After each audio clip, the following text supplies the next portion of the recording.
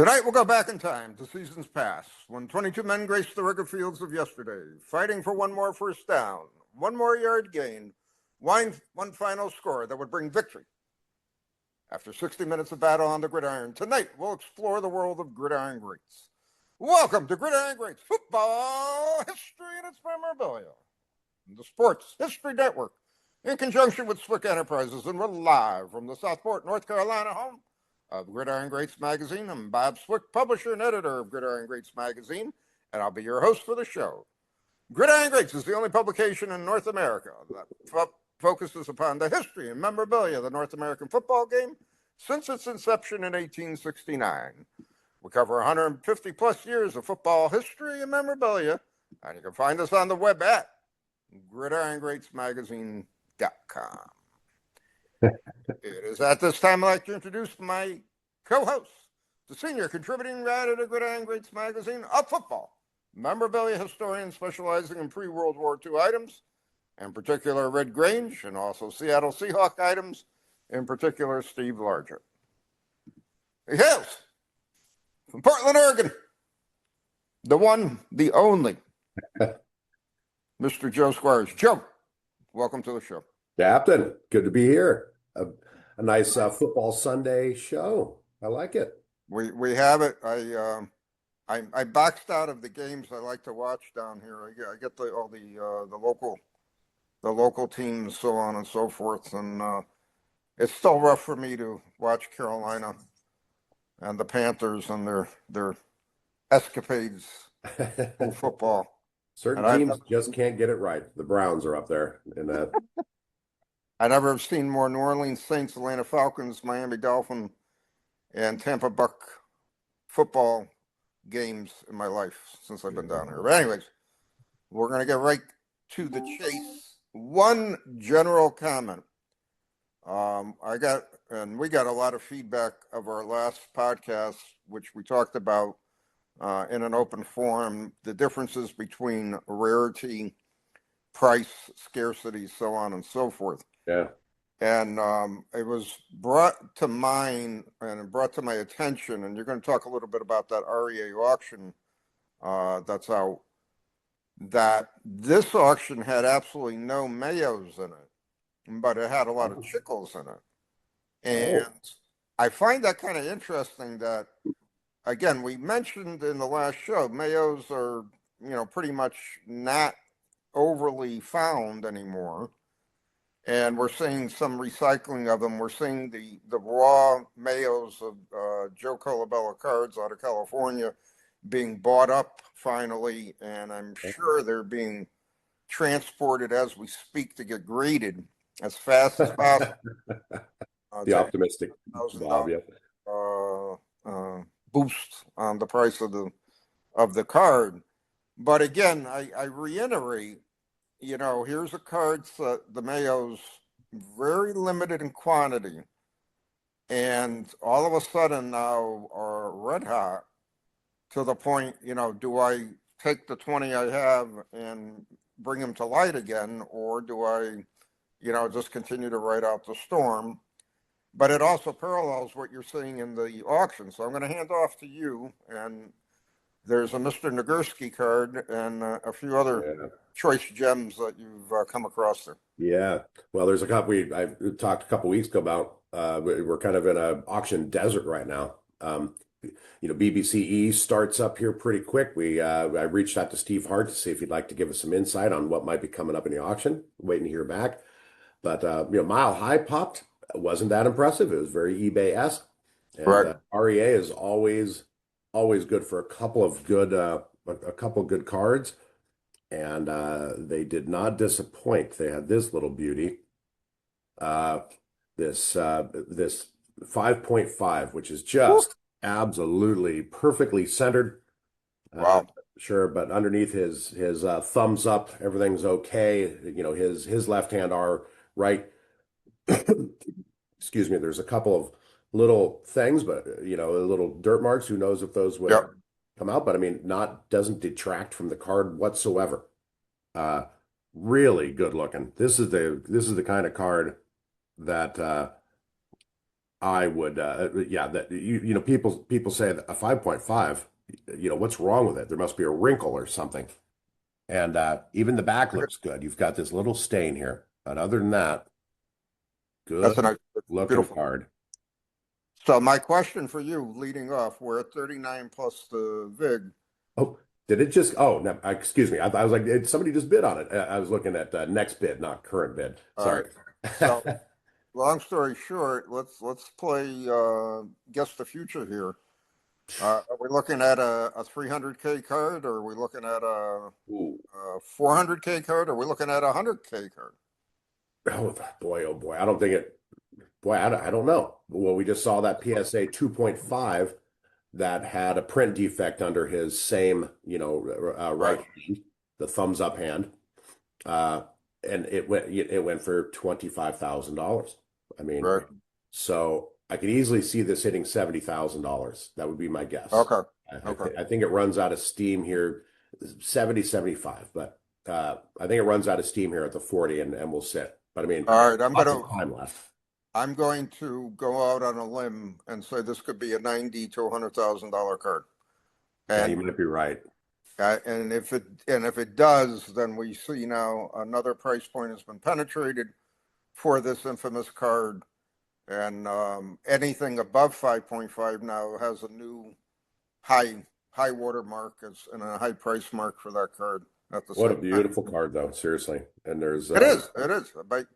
By far and wide, just looking at it, it's so visually appealing.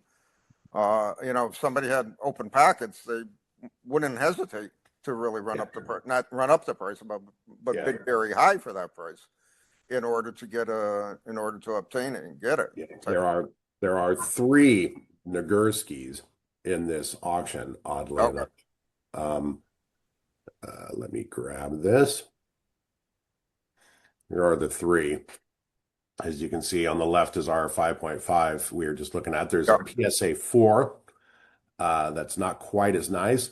Does that click on the link when I Yeah. Yeah. okay. You're on it. So not as centered PSA Right. 4, which Right. is about the equivalent of an SGC 55.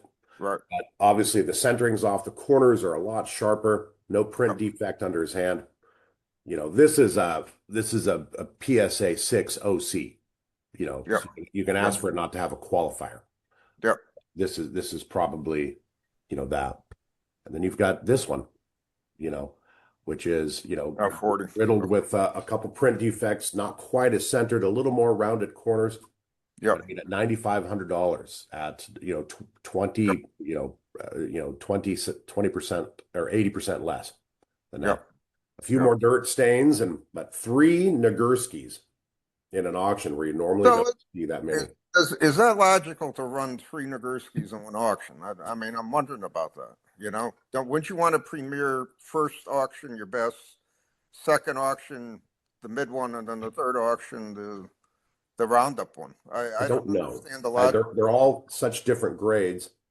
I don't know. I try not to. Brian Dwyer has been doing this a long time. He's been in the hobby. Oh, I know that. I know. Yeah, of course. Yeah, you're the We're captain. friends with Brian, and he's a friend of the magazine. So it's Yeah, yeah. but I still in the back of my mind, I'm saying, and Don't again, know. looking at that too before you even Well, mentioned it today. when you consign things, don't you like when will this run? It'll run in the next auction. So imagine the first Nagurski was like it'll run in the next auction, obviously. Right. Second one was, hey, we have another one running, but it's a totally different grade. It's PSA, your SGC. And then you get this SGC 55, and you're like, obviously, we're going to run this in the next one. There's the people, you have one that'll go for between 75 and 90,000, and you have the other ones that are going to be in the 25, Yeah. 40,000. I don't know, but it seems like they're totally different price ranges and product. Right. Right. And again, he is considerate of his bidders. Again, big pocket bidders are not going to go for the 5.5 one. They may go for the SGC one. A collector who would just be happy to get anything will be bidding on the SGC one. Bidder who has a little more money, a little more fussy Yeah. about his collection will go for the mid one. So I mean, there's so many different arguments on it. I mean, I get it to a certain degree, but I don't know if I was one of the consignees for one of those three, and it's highly improbable, in my opinion, all three come from the same owner or consigner. So, I would be a little concerned. Okay, I'm up against two other Nagurskis. I don't know if this is good or bad. And again, it'll all play out when we see what the prices are on everything. If I had one of the two lower quality, the PSA 4 or the SGC 40, I'd be concerned Yeah, yeah. that the other one, if I've got that PSA 4, which is way OC, I'm concerned there's another one that's, equivalent. Do you want Right. the SGC 40 that's has a little more print defects on it, or dots on it, dirt, but it's centered, or do you want the 4 that has crisp, sharp corners but is off center? I mean, Right. us collectors have pride when somebody's like, hey, share your Nagurskis, and you throw up that PSA 4 that's way OC, half Yeah. the people are going to be like, that's not visually. I mean, and you hear it all the time. That visually that card is way better than the grade, and Right. that SGC 55 is way better than the grade. That PSA Right. 4, half of our friends are going to be like, ooh, nice corners. It's Yeah. not the corners that make the card. Right. Right. Exactly. Exactly. So I mean, So, I think that SGC 40 will go more than the PSA 4 almost, just because. okay. Yeah, Right. I don't know. I mean, what do I know? I'm just a collector. Well, you got a 10K gap right now between those two cards, so it'll be interesting Oh, to see. good point. Yeah, I missed that. So Good point. could catch a lot of steam, and they could end up being flat. 25, 30K for both of them, and or the 4 is at its high point right now. Now there's room to move up the SGC one, while the 5.5 is gold. I mean, that's the way we can look at the mentality of a bidder right now and or collector trying to put the set together, or just wanting the big name cards like a Nagurski. Yeah. Just nice to see an auction of that caliber pop, because like I said, Mile High popped, and I'm usually like, okay, there's one or two good things in Mile High. Nothing. eBay-esque is what I call it. When lot number 5 is like a PSA 6, 52 Bowman, you're kind of like oh well. So it's just nice to see good quality stuff. But we heard from an auction house once, I think it was Al Crisafulli, who said, you football collectors are selfish. You tend to hoard your stuff. Right. Right. You buy it and then hang on to it. So you don't get that many free radical things. Whereas baseball collectors tend to buy it, hang on to it, and then 3-4 years later, when they need something, they sell something to get something. Right. And I think the baseball card collector is always evolving. They lose interest in whatever, let's say a 48, 49 leaf baseball set, and then they want to go into like a play ball set or whatever. So they'll dump the Leafs, or they'll break up the Leaf sets, keep only their favorite players or teams, and then they'll move on to the next thing. Football, we don't do that. I mean, I'm an excellent example. Starting basically 9 years ago, I knew I wasn't going to. I did not want to hold on to everything because it was just going to be logistically too great to handle. Yeah. So I knew I had to sell off some of the stuff, but I still have a lot of stuff that has not seen the light of day in 30, 40 years. So, I mean, I remember getting a couple care packages from Wallingford, Connecticit, that were a little too big to have a Gridiron Greats inside of it. So open it up, and some of your early publications, which was really cool to read. So, there's a lot of stuff to me in my collection, and I know several other, longtime private collectors. You haven't seen anything yet, and when it comes to the market, it's going to be very interesting to see what happens and how the market reacts to it. And what shirt are you rocking there, Captain? I see Colts, but Baltimore Colts. Okay. 1947. We had some friends and family over for dinner last night, and somebody was like, yeah, they were out of there. I didn't even know they left. Somebody made a comment like the Baltimore Colts in 1983. Yeah. I don't get the reference. I'm like, the midnight move. Baltimore Colts midnight move. Nobody. Yeah. It was like, hey, not everybody's a football guy like you. I'm like, okay, I thought midnight move, the Colts. Wasn't there a 30 for 30 on the Baltimore Colts? Just the moving vans just showing up, and yeah, the Mayflower vans showing up, and they're gone. They are gone. And then they underwent the USFL.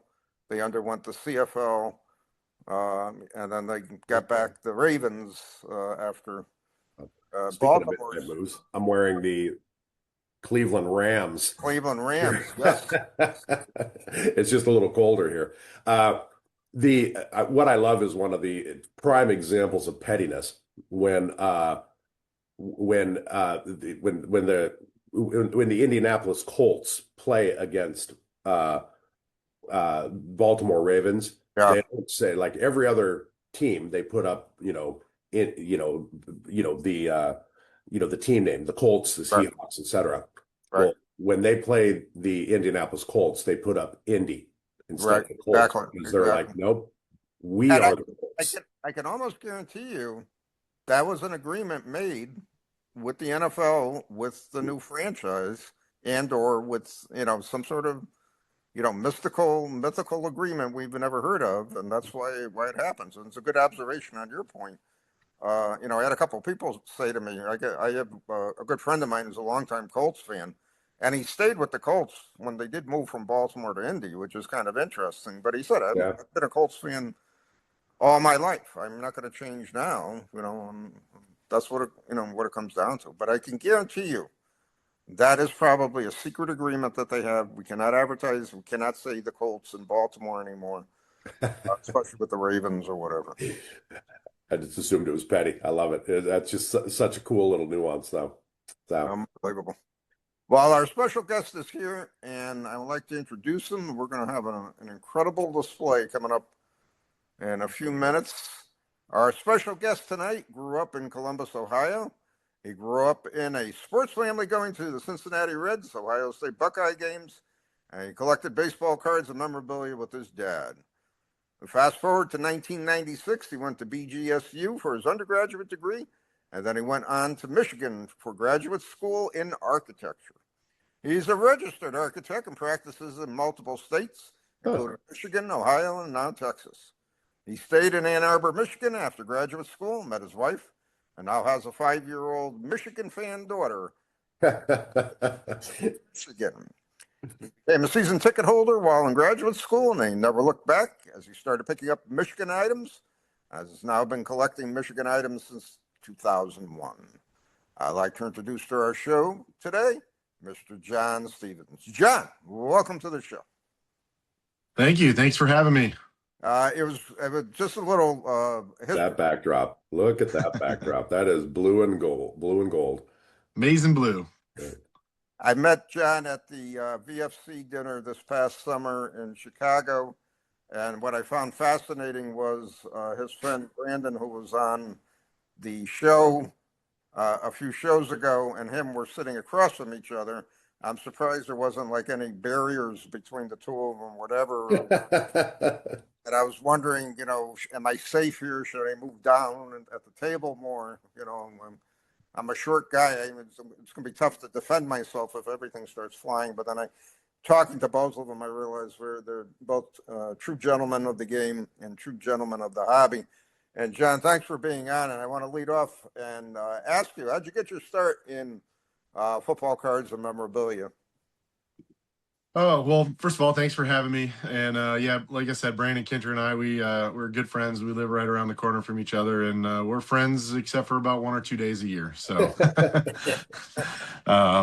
recently we've gotten the better of them in the football, but they still get us in basketball. So that's true. That's true. Obviously, Yeah. football's more important there. And for another show, we both share an affinity for bourbon, and Brandon is very well educated in the bourbon. But I think the three of us become good friends now. I think we could.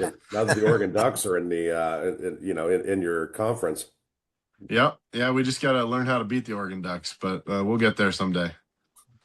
I got started collecting. I mean, I grew up in the, in the 80s where baseball cards, you can go and get a pack of cards for $5. The Tooth Fairy would give me a quarter and I'd go buy 4 or 5 packs of baseball cards, and I'd sit there and I would be happier than a pig in mud. And it just, growing up in Columbus, Ohio, yes, I did grow up going to Ohio State Buckeye fans, which if you can see around me, that's kind of sacrilegious now.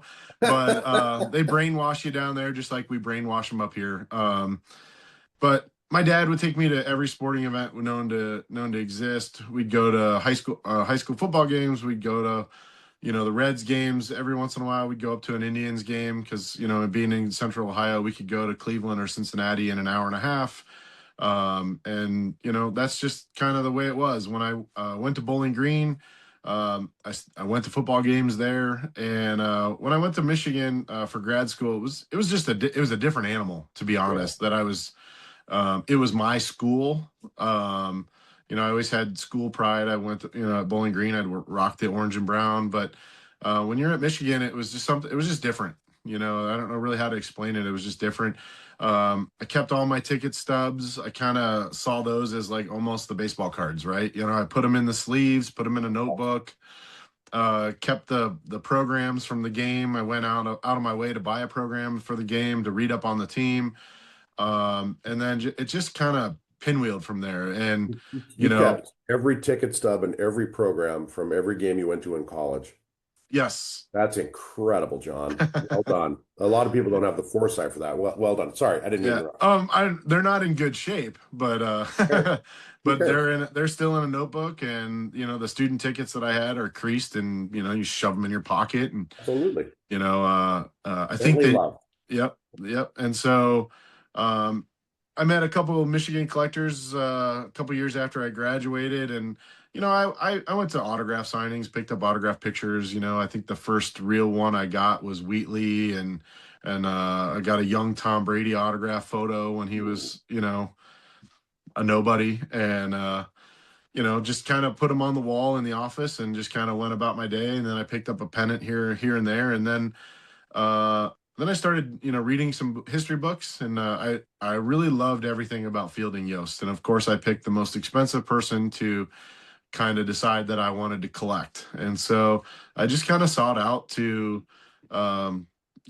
anything I could get my hands on that involved Fielding Yost, I would get, from postcards to letters, Yeah. obviously programs and tickets, and it just kind of pinwheeled. And then I learned more about Fritz Chrysler and Benny Oosterbahn and Bump, and I just one thing led to another, and now I've got a basement full of Michigan stuff. It takes a lot of people, a lot of collectors. You start collecting what you collected when you were a kid, and then you start going backwards. Like I know I did that. Yeah. I mean, how many years between you got into collecting before you started getting into, Fielding Yost and stuff, before you started looking backwards, I guess? Probably 5 or 6 years. I was collecting I went to grad school in the early 2000s, so I graduated in 2004. Some pretty good years. We won a couple Big Ten titles, and I would say the trip that really made me die hard was I got to go out to the Rose Bowl, and we got our butts handed to us by Matt Leinart and Reggie Bush.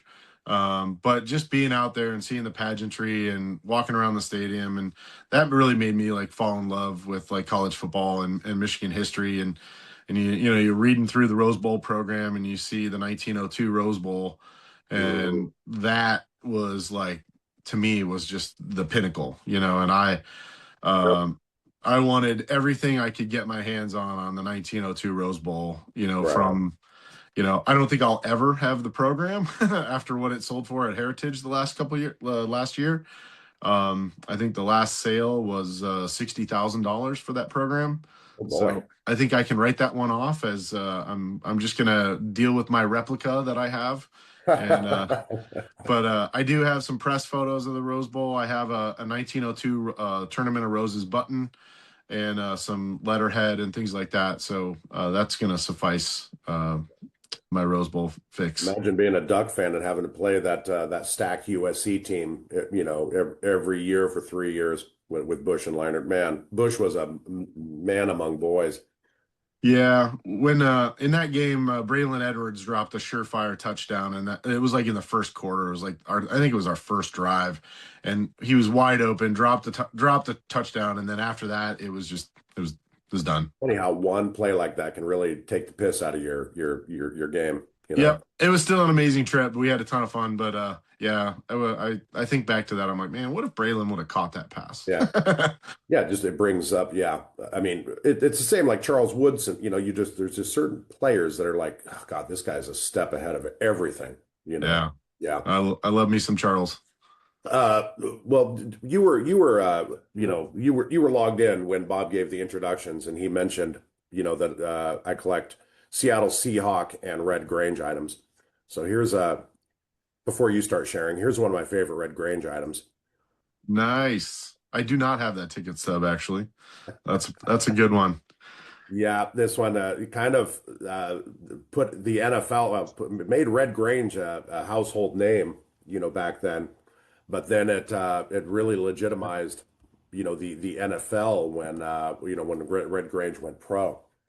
I have And that program, but I do not have that ticket stub. the That's a good. program is rarer than a stub. Yeah. Well, My maybe not program rarer. is in rough shape.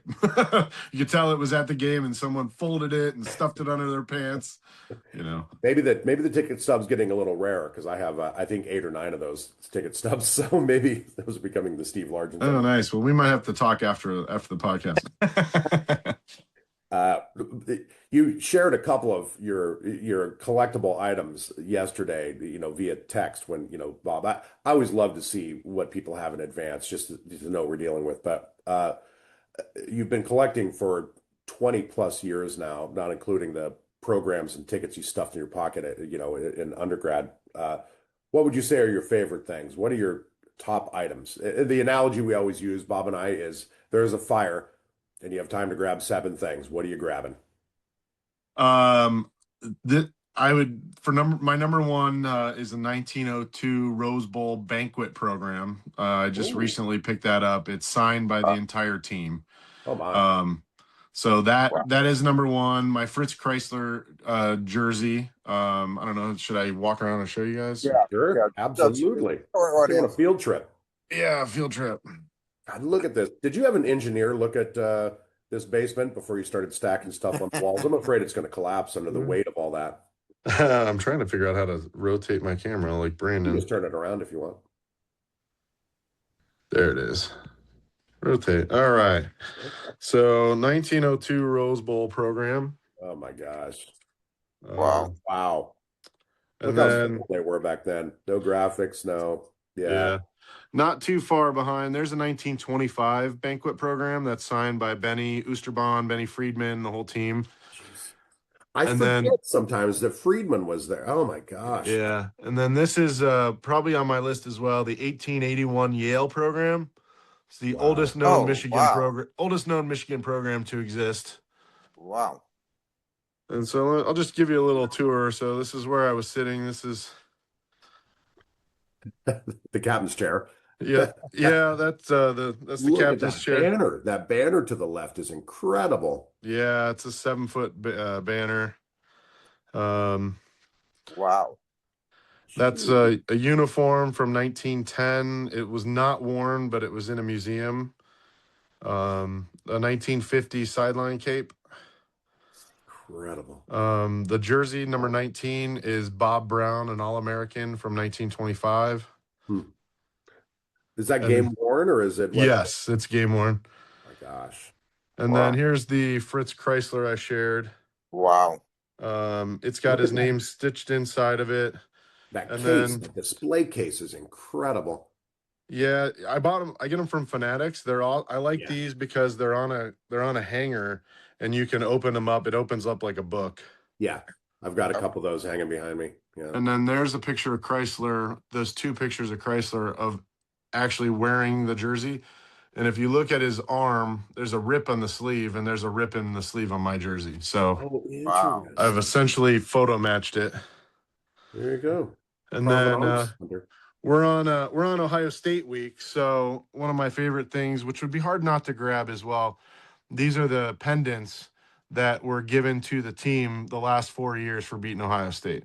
Nice. So kind of like the gold pants. But well, the Ducks primed the pump by beating them in Autzen, early on. That was a great game.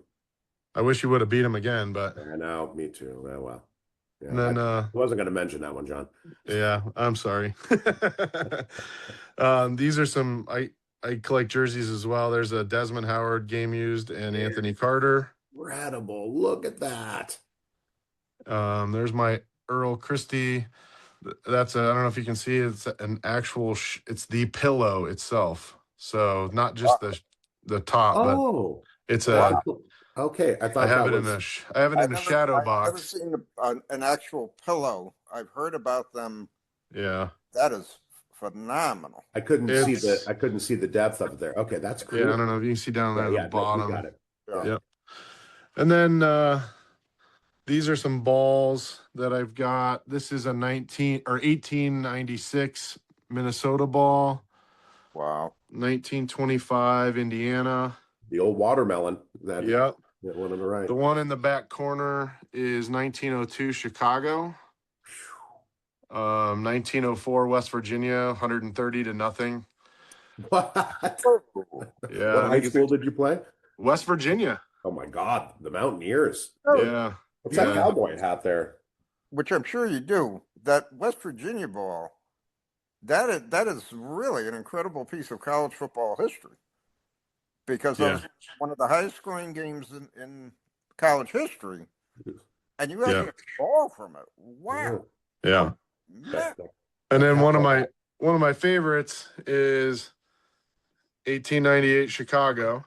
Wow. Wow. And if you know your history from Michigan, that led to that. Yep. The Victors. Yeah. And so this is my Louis L. Bell, the student that penned the Victors on a train ride home from the 1898 Chicago game. And there's my Louis L. Bell autograph. Wow. And then here's my sheet music of the Victors. That's cool. Nice. Wow. So, and you asked about the cowboy hat. I assume it was Robert Duvall's from Apocalypse Now. No? So the cowboy hat was one that was given to the players in Houston in 2023 for the national title. Cool. And so that's really cool. Wow. And that goes along with my ring that was on the sidelines on the celebration. And there's a picture of Blake Corum holding the ring. Jeez. And so I love So that's it. an actual that ring is an actual team issued ring? it was on the field with prop. It was a prop that ESPN had. Oh, okay. And a former player sold it to me. How did he get it? Did he just abscond it and walk in the locker room with it? Well, he was on the team in 23, so he just took it off the field. Wow. That's a tough one to get home. Yeah, I know players that took their chairs and things like that as well. Another one of my all-time faves was I just picked this up. It's 1902, 1903 little curio cabinet photos. So there's Neil Snow, Yost, Heston's on there a couple times, and it was neatly framed. And then as an architect, this is Irving K. Pond, who scored the very first touchdown in Michigan football history against Racine. And he ended up being an architect, and he designed the Michigan Union, the league, and a few other buildings. So I had to get his autograph. And then, so I think that's really cool that they hired an ex-player to help design that too. I love that. Yeah, and there's been a couple of ex-players that were architects. Dan Dorsky played on the 47-48 teams. He was the architect of Chrysler Arena, the basketball arena that we have.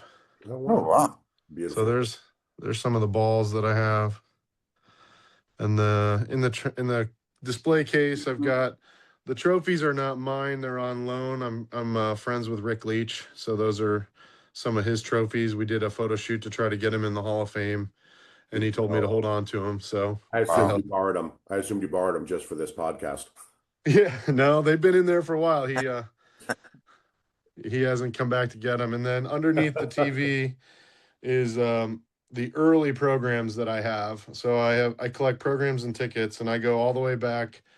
My earliest program obviously is 1881 Yale, but my goal was to get programs from 27 on up, Michigan Stadium when they built Michigan Stadium.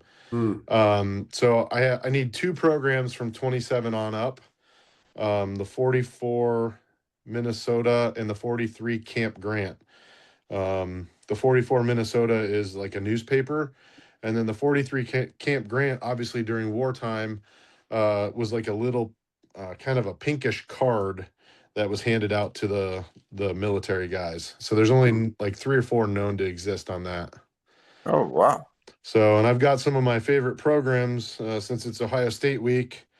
I've got the 1905 Ohio State program, 1922, which is the dedication to Ohio Stadium, 1925, which is probably my favorite in terms of artwork, with the Ferry Field gate and the Ohio State car pulling up. 1927, that's the dedication of Ohio State or Michigan Stadium. And then I got the 23 program down there, and then a shameless plug for the 2 books that I helped author with Kenny McGee, The Game and The Little Brown Jug. I love that. We And reviewed GG. Yep. And then the probably one of the most famous upsets, 69 Ohio State game down there. And then one of my personal favorites, because I was in the stadium in 22 when we upset Ohio State in Ohio Stadium. Yes. So was a big one. That was a real big one. yeah. Wow. And then my personal shrine, I had some health stuff going on in the year 2023. So the national title came at a perfect time for me, and I kind of went bonkers. So I've got autograph balls from Harbaugh and the offensive and defensive MVP. I've got programs. And then 2 things that I would definitely grab is a game used Rose Bowl ball. Wow. Jeez. And then a game used national title ball. Wow. Oh, man. And then this is my autographed helmet from the team that I went to a boatload of autograph signings, and you can see there's JJ and Blake and all the stars on the side of the helmet. How do you get the provenance of a game used ball like that? Just out of curiosity. So if you can see on where am I at here? You see the umpire mark? Gotcha. They put marks on the ball. Yeah. And okay. And sometimes there's stripes. Like on this one, you can see there's an F. I'd heard they mark those beforehand just for that. Yeah. So you see the F right there? Yeah. Yeah. So that's marked by the referee. And in today's world, you can find some really high res photos. And I have a picture of Blake holding that ball, or there's an F on like 7 different balls. So they have 7 field balls. So I have one of 7. Okay. Wow. So, and then this is some of my old stuff. I've got a broadside from 1905. This is a flag, which I shamelessly have covered up. I have a press photo, a type 1 photo of the stands that was done at Ferry Field of the people holding up their flags. So that's one of the flags that was in that block M. And then my other favorite broadside is 1901 Iowa. So there's the Rose Bowl team, the 1901 Michigan team. And then there's I think this was Big 12 was stacked. I mean, that conference is absolutely stacked. Yeah. I remember when they broke up the Pac-10, Pac-12, and we joined that. I was like, oh boy, we're going to get our asses handed to us. I've been very pleasantly surprised, the success of the Ducks, in the 12. Well, you guys are a good football team. Yeah. Here's a couple of tobacco silks. The one on the left is obviously Michigan. The one on the right is, I just love the graphics. I picked that up at the National a few years ago. Here's the vest and the sweater. I'm pretty sure not game worn, but back in the day, these would have been just beat up if they were game worn. Here's some of my flat top helmets, and this helmet here is, if you look very closely, it says "Hurry Up Yost" on the front bumper. So that was a helmet that Yost kind of endorsed, and And I got some tobacco silks. This is another good tobacco. And All then, right, John, when people come over, like let's say your wife has a work friend come over, and at some point during dinner, it's like, oh, John collects. And they're like, oh, what you got? And you take them down those stairs and they go, holy crap. What are some yes. typical reactions when people walk down? Because I've been a collector for 20 years. Most of my friends know, but I kind of keep what I display up a little more subtle. Yeah, they come down and a lot of people are blown away, and then they're like, "You have a problem, and this is amazing," and so I get various reactions. This is a game used Anthony Carter jersey, Yes. um, photo matched to Wisconsin game. One of my Autograph. all-time faves. This is another thing that would be hard to take. This is Anthony Carter's Hall of Fame, College Football Hall of Fame placard. Oh, Wow. no. Um, You get that. I heard that he was selling stuff for his kid needed some medical stuff, I Oh, think. that's a shame. I'm not sure, but I know he sold a good chunk of his collection, and I knew the guy that bought a lot of stuff. You got to move that switch. Got to move that switch so you can get more stuff in there. I know. I need a bigger house. I picked this up at the Go well with the National. wife. Oh, he'll probably medicine for you. So. Yeah. There we go. There's Germany Schultz cabinet photo. I bought that at the National this year. That was pretty much the one thing I bought. This is a 1903 newspaper. Sorry for the glare, but of the Little Brown Jug game, the 1903 Minnesota-Michigan game. These two newspapers are the dedication of Ohio Stadium and Michigan Stadium. Wow. And then there's some autographs. The Snow Bowl program, autographed by the 51 team. Incredible. Or the 51 Rose Bowl team. And then there's my Bo and Woody. And then, as I said, I'm friends with Rick Leach. But so this is a picture of a young Jim Harbaugh, whose dad was on the coaching staff, in the end zone celebrating with his idol Rick Leach, and I had them both sign that. Wow. Wow. I love that picture. And then there's That's Rick. really cool. Talk about capturing the moment. I love that. Yeah, so that's a pretty famous photo, and I just blew it up and had both of them sign it. And then I don't have a light. Let me grab my phone and I'll show you. This is the one bad thing about having a small house. Oops. Yeah. Well, you're an architect. Let's knock out some beams and blow some walls out. We're gonna work on that. Yeah. All right. So these are some. This is a Look at that. That's cool. This is all these Big 10, Big 12, all these stadiums were built, in the same time in the early mid 20s. It's really cool. So this is Old Ohio Field. Sorry, I'm trying to. That's a picture we used from the book. The first time Michigan kicked off in Ohio. Here's some of my old buttons. I don't have a ton of them, but I do. There's your Illinois Red Grange. Yep. I've got that same button on my desk. That's cool. This is the 47 Michigan team. And one thing to notice in there is the two African-American players are actually in this photo, Lenny Ford and Gene Derricott, I believe. And if you go up to here's the first time they took the photo. If you notice in the left-hand side, they superimposed Lenny Ford and Derricott. Interesting. Yeah. And then down here this was my first Michigan game I ever went to, was the Gator Bowl. My sister was in the drill team and they performed at halftime down there. So I was lucky enough to get one of the trophies. This is a resolution from the state Senate, 1998, after they won the national title.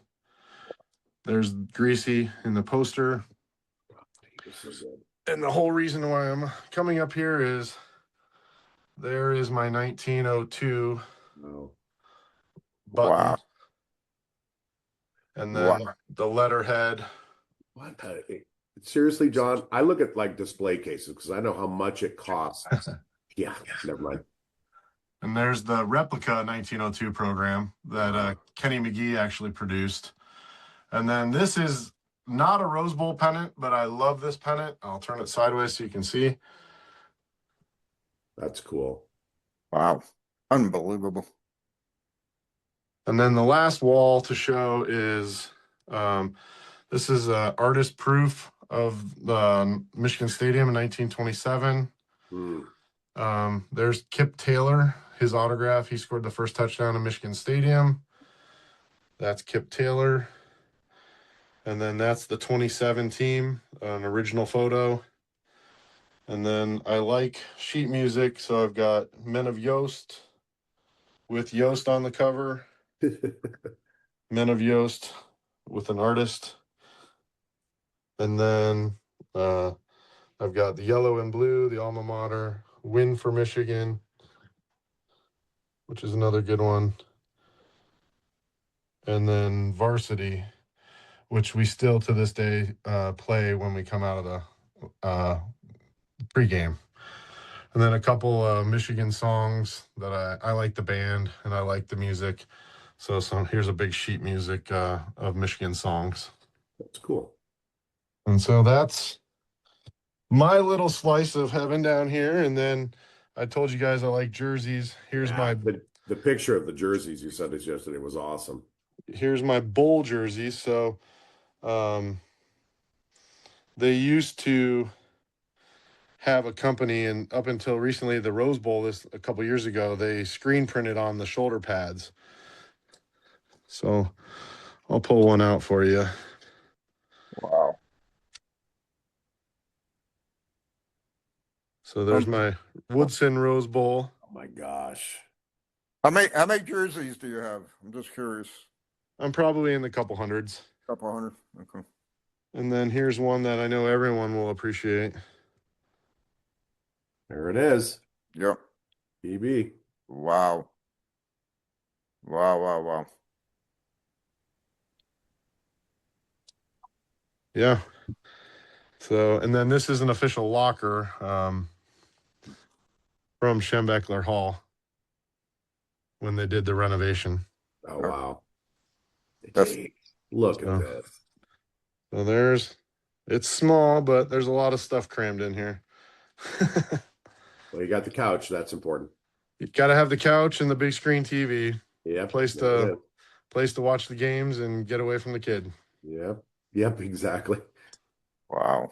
And so you asked, Carrie, and this was a long time ago, but you asked about things that I would rush out. So this is Neil Snow's scrapbook, who scored 5 touchdowns in the 1902 Rose Bowl. And this is his high school or college scrapbook. And here's just one snippet.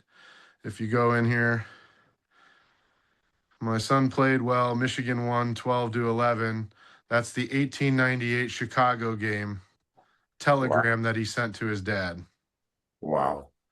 And so, has anyone ever come downstairs to watch the game and accidentally set a cold beer on top of that? On the table? No, on top of your that book there. Oh no, this book gets put away. I just pulled it out. This doesn't get left out very often, mostly because I don't want to. Yeah, I don't want to damage. A 100-year-old newspaper is incredibly brittle. Yes, so you can kind of see all the. But this is probably my number 1 or number 2 item that I have. I love looking through here. And then in the back of it is the 1902 Rose Bowl articles. Look at that. And then this is, I couldn't just tell you one, but this is my postcard collection. Wow. Those are fantastic. Look at that. Yes. Wow. Good for you, John. So I keep them in I broke them up by players. So I have the players, and then I go into coaches. There's Yost. Wow. So unfortunately, this one was trimmed, but this one's pristine. Mm-hmm. And then I have games. So I have them in chronological order of games. Wow. And then I get into the ones that I think are my favorites. are the team photos where Yep. they're all with a Yeah. block M on it. And this one's probably, I think, one of my favorites here with Yost right and smack in the middle. And then they did a couple of these color ones for Chicago and Wisconsin. Wow.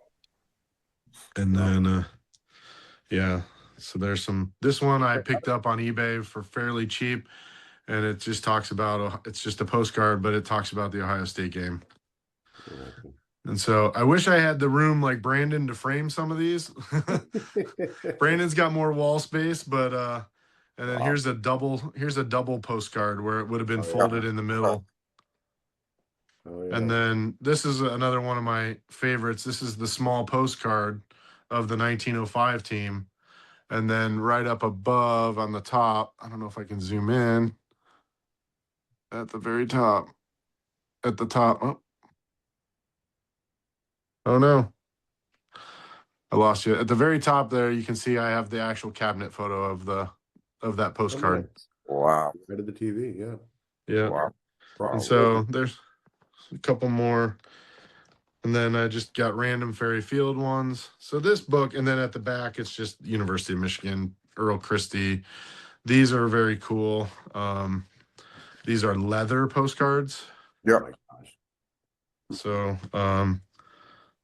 those are highly sought after. And then these are just random University of Michigan postcards. I was going to say the leather postcards are exceptionally rare. Yeah. Yes. Especially any type of sports type, and what you have there, I mean, beautiful. Just beautiful examples of them. Wow. That is. Yeah. So this binder, that binder would be one that I would grab out. And then recently I've been able to get into autographs, and this doesn't get any better if you're a Michigan fan. William Cunningham, 1898. He's the very first All-American. Wow. And so here's a letter from William Heston. Here's another Willie Heston. And then one of the hardest autographs to find is Germany Schultz. How many? Because there's certain colleges, I mean, that are just have diehard fans. Michigan and UM. I mean, if you went there, you are a fan for life. How many diehard Michigan collectors are there like you? Like who do you commonly bump up against? For there's a lot. I mean, Brand. I always joke with Brandon Kinder. I was like, man, you have it easy. Yeah. That's a nice backhanded way to insult him. That's a good one. I like that one. Yeah. No, and he even says he'll say the same thing. Turn my camera around. He says the same thing as like there's probably, I would say, 10 or 15 really hardcore Michigan fans. Okay. There's a couple that have, I'm the beneficiary of some of this that in the last couple of years have, they're getting older and they're selling their collections, and I'm not young by any means, but I'm younger than them. So I've been able to absorb some of the beneficiary of some of their collections coming available. But it's becoming increasingly rare to find people that are collecting the vintage stuff. After there's really like 3 or 4 of us now that we bump heads. But most of the younger collectors are collecting. Like most of the guys that I run a couple of Facebook groups. Most of the guys that I'm running into, they want this stuff. Yeah. They want the autograph helmets. Yeah. They want the autograph helmets. They want the fake China jerseys that are signed by players, and that, to each their own. That's just not what I focus on, but there's a lot of Michigan collectors, but I would say there's 5 to 10 that are serious collectors. And then there's another, 4 or 5 that are really the vintage guys that I would run into. Yep. I can't name one, big, huge University of Oregon collector. A Richie Bartlett. But yeah, that's it. Wow. Yeah. Do you have anything on your want list, John? We got to move this along a little. Yeah, sorry for the long tour, but I'm looking for so I have a full set of graded Dici card or There you postcards. go. I don't That's have the ridiculous. Yost of all of, Okay. and he's probably the most common, but I can't find it anywhere. A few years ago, before I had the set, I saw probably 5 or 6 at the National, and Oh, I know there's a collector that has another graded set that I'm not going to pay $7,000 just to get the Yost and then have Right. to sell the rest of them. So I'm looking for the Yost, and then I would love to find the 43 Camp Grant program. I think that would be in the 44 Minnesota. I know a couple collectors that have them, and but and yeah. then there's a couple Even ticket during the stubs war. that just don't exist. That I'm mind boggled that they don't exist. The 1940 Cal, Michigan at Cal. Tom Harmon played in that game. It was at Cal, and there was like 60,000 people there. So not a single. I mean, Jack Briegel is the biggest Michigan ticket collector, along Kenny McGee as well, and Briegel's got the most, if not complete, tickets collection. And neither him or Kenny have ever seen it. Wow. And I know I've contacted some Cal collectors, and it's never been seen before. So most people think that. Let me use. Most people think that. So this is another one. Not to brag, but this is my 1901 Ohio State ticket that I just pulled out of a scrapbook. That was a former Ohio State player, and there was 2 of these. And if you can see, like, the way that the ticket is, I think a lot of the tickets that we can't find are nondescript like this. Right. I was So just going to say that they are, Interesting. non-descriptive in any way, shape, or form, and unless you are knowledgeable about those colleges and that time frame, right. to pass up something that is actually, legitimate type of something. So Yeah. Like this one here, the only reason I know that it was from the Ohio State game is because it was in the scrapbook from a player. right. And in the 1901 season, um, a player named Seagrass died for Ohio State. And the player that was the scrapbook, his name was J. Edward Boulin. He was part of the team where their parents said no more playing football. And so Right. for the beginning part of the scrapbook, you see all these articles of J. Edward Boulin, who's playing in the games. Obviously, no ticket stubs because he's in there. Seagrass dies. There's a memorial page of Seagrass where Boulin and his teammates went there, and then there's an article that says Boulin's parents forbid him from playing football ever again. And then the next game in there was the Michigan game, and there's 2 tickets in there. And on the ticket, he wrote, "Went to game with Florence." And it says Michigan game went with Florence. And in the Very cool. scrapbook, it talks about Florence was his girlfriend at the time and blah, blah, blah. So Wow. I scanned the whole scrapbook, kept the scans for myself for ephemera, and then I sold the rest of the scrapbook to an Ohio State collector, which is where it should have been. Yeah. I like to get that kind of stuff, pay it forward a little bit, and Yeah. get history in the right hands, so to speak. Well, a lot of times us collectors know more about, the history of a game like that than PSA or any of the TPGs. 100%. I've collected provenance on photos and tickets and sent it into PSA, and they're like, sure, sure. That looks like a red, a Jim Thorpe ticket. Sure. Yep. Uh, No, I have a buddy that he knows Tom Brady personally, and he works at or owns a restaurant around Ann Arbor, and Tom came into the restaurant. They're friends. He sent a bunch of stuff to Tom's house to have autographed, and PSA wouldn't certify it. And he's like, "Here's a picture of me standing next to Tom. I mean, not me, but my buddy standing next to Tom Brady." And PSA would not authenticate it. Yeah, they're And he's like, "Get out of here," So Well, I'm not a huge believer in PSA when it comes to that kind of stuff. Quickly, you mentioned Brandon lives really close to you. He was amazing on a program. I mean, so let's talk about some stories. Brandon, some bourbon, and some collectibles. I'm a big bourbon guy myself. Don't even get started on the unicorn.com bourbon auction site. I'm sure I'm not as big of a collector of bourbon as Brandon. But all I know is when I went over to Brandon's house the last time to let the kids play, we were downstairs and we were drinking some Old Forester birthday.